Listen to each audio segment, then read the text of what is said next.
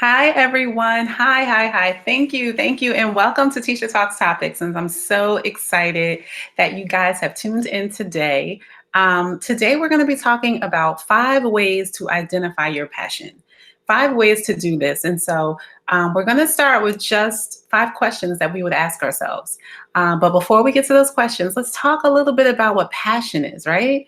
Passion is something that brings you joy, it brings you fulfillment, something that you absolutely love to do, something that stirs up and brings out the best in you.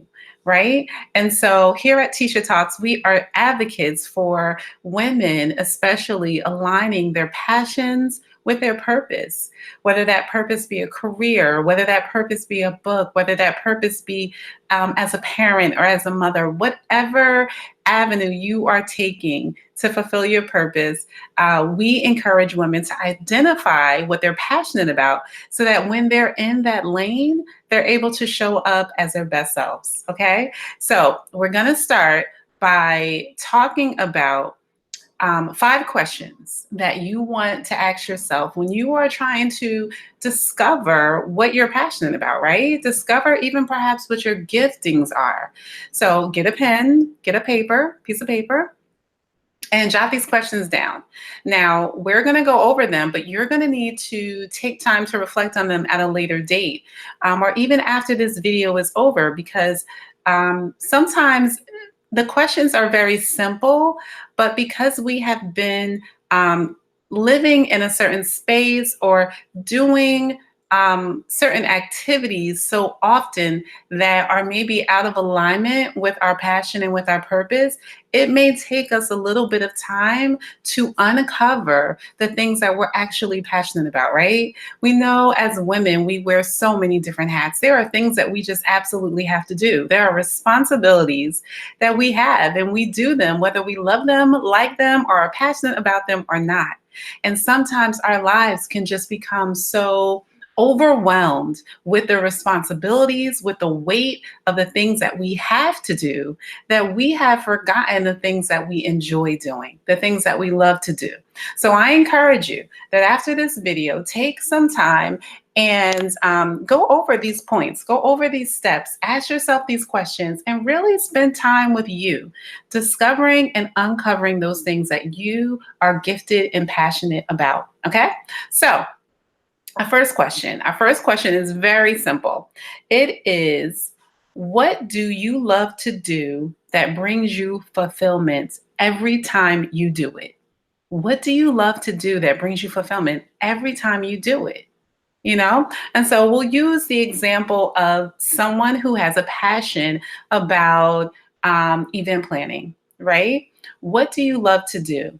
Maybe every time a party comes around and you're planning something for your kids, you just absolutely love it. You love putting together all the favors. You love putting together all of the decorations. You love coming up with themes. You just absolutely love doing that. And you could have a girlfriend, or you could have a cousin, or someone else in your family, or a friend who's putting on something, and you always find yourself wanting to be a part of that process, right? You're always coming up with ideas. You're constantly scrolling on Pinterest, trying to find new things and new ways to create this theme or this decor, right?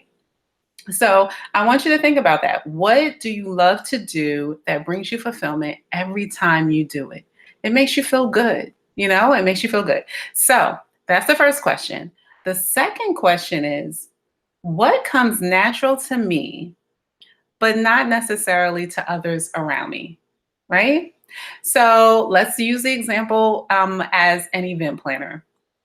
So let's say that, maybe some people are just like panicking about all of the planning that goes into putting on an event, all of the prep work, all of the preparation, all of the ideas. Like, I know for me, I'm like, I do not want to think about a theme. Or if I think about a theme, that's all I want. Like, I don't want to think about the details. I don't want to think about the tablecloths. I don't want to think about the food, the setup, the arrangements. I don't want to think about all that. I'm just like, good, we're going to have a unicorn party. Can we make that happen? Like, that's just not natural for me. It takes me some extra effort to actually organize how this party is going to work, organize exactly what's going to happen, organize all the steps and the pieces to put together for this particular event. But maybe for you, it's a no-brainer. It's like, oh, girl, I got this. I'll take care of it. No problem. You know who to call. You know where to go to find information if you don't have the information, and you actually enjoy doing it because it comes so much. It's a natural thing for you. It's something that is not difficult at all, and it brings you joy and fulfillment. So that's your second question.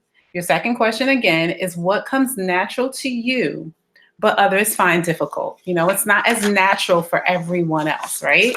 So these are two key identifiers, two things that you want to ask yourself. The third question is, what do people always ask me to do? Sometimes you're like, why am I the one that they're always asking me to plan this stuff? Why am I always being asked to plan something? And it's probably because you do it really well. And a lot of the times when we do something really well, we don't think of it as a gift. We don't think of it as a talent. We just think of it as something that we do. But others around us recognize the gifting that we have for it. And because it comes so naturally to us, because it brings us fulfillment and joy, and it doesn't seem like work, we undervalue it, right? We think it's just normal, like it's not really a big deal, when that thing is actually something that is unique to you.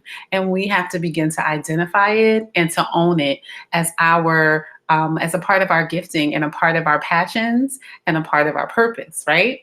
So that's the third question. What do people always ask me to do? Okay. So question number 4. What did I dream about as a child? Or even just as my younger self, what did I dream about doing? What was something I always wanted to be a part of, or something I always enjoyed doing? And now this may not specifically lead you to your passion, but it will probably get you on the road to where you're trying to go. A lot of the times we have to look back and we have to think in our childhood, like, what did we really enjoy? What brought me joy? And so I'll use myself as an example. I grew up as an only child. And so I always wanted to be around women. I mean, women, they were girls at the time. I always wanted to be around girls. I always wanted sisters. I always wanted to hang out. I always wanted to share my resources. At the time, they were my toys. I remember specifically having a cousin over during the holidays who really didn't have much at the time, and going in my room and packing up all the things that I had that I knew that she liked, and wrapping it and putting it under the tree for her, because I really wanted to cultivate sisterhood. I really wanted to build community and relationship, even as a kid. And so now in hindsight, when I look back, I can identify that, as a gifting that I have. And so now here I am building community with women, supporting and sharing resources. So this is just an adult version of what I was doing when I was younger. And so that's why this is another question that you want to ask yourself. What did I dream about as a child? What did I enjoy doing? What did my younger self love to do?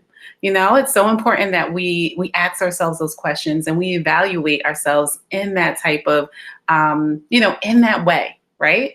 So our fifth and final question that we're going to go over on this particular video is, what would I do even if no one paid me, right?